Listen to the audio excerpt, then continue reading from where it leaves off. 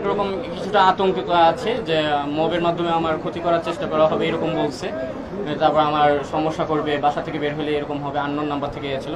বিগত আমি প্রায় 26 ঘন্টা ডিবির কার্যালয়ে ছিলাম, গতকাল বিকাল 4:30 থেকে আজকে প্রায় 6:40 পর্যন্ত। না, ওইরকম কি যে বলে শারীরিকভাবে কোনো নির্যাতন করা হয়নি। আমার বাসা থেকে।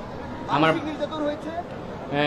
মানসিক নির্যাতন বলতে বিভিন্ন প্রশ্নের সম্মুখীন করে অনেক রাত পর্যন্ত সজাগ রাখা হয়েছে। তারপর আসামিদের সাথে, ফাঁসির আসামিদের সাথে জেল হাজতের ভিতরে রাখার চেষ্টা করেছিল।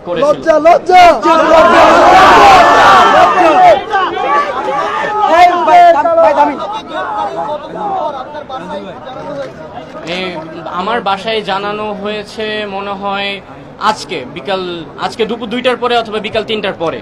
এই পুরো সময়টাতে আমি পুরো অজ্ঞাত ছিলাম।